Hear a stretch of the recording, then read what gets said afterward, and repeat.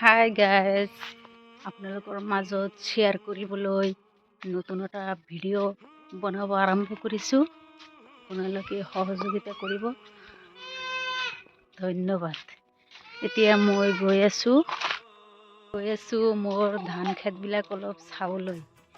আপোনালোকেও চাই থাকিব, আপোনালোকৰ মাজত শ্বেয়াৰ কৰিম। এয়া হ'ল মোৰ ধান খেতি।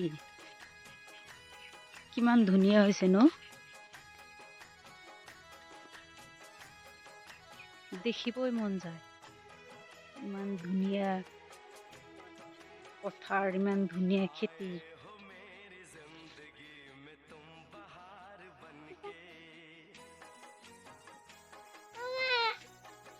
কিমান ধুনীয়া হৈ আছে দেখাত খেতিবোৰ।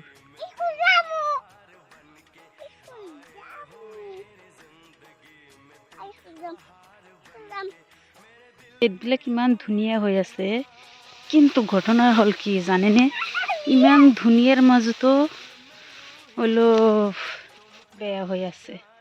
এইবিলাক চাইছেনে, এই এন্দুৰ ধৰিছে খেতিত, ইমান বেয়াকে কাটিছে ন, বৰ দুখ লাগি আছে। ইমান কষ্ট কৰি খেত কৰি যদি ফল দিয়াৰ সময়ত যদি এনেকুৱা এন্দুৰে কৰি থাকে, কাৰনো দুখ নালাগিব।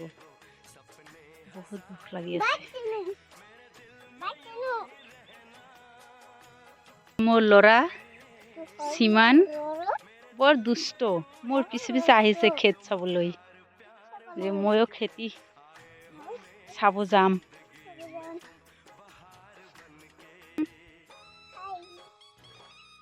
ফেলে চোৱা চোৱা চোৱা চোৱা, হাই দিয়া। তোমাৰ নামটো কি? সিমান হওক। অঁ,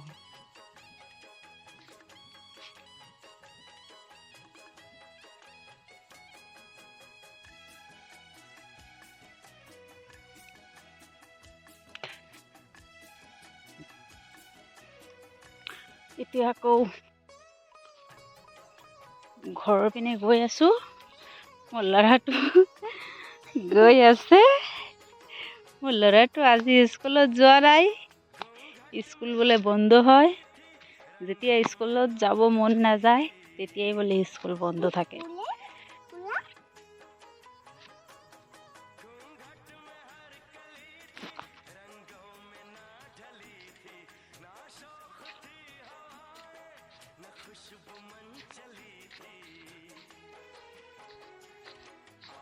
ঘৰ চোৱা,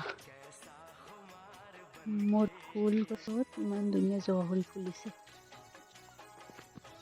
এয়া হ'ল মোৰ পোৱালি কেইটা। চোৱা, ফুৰিব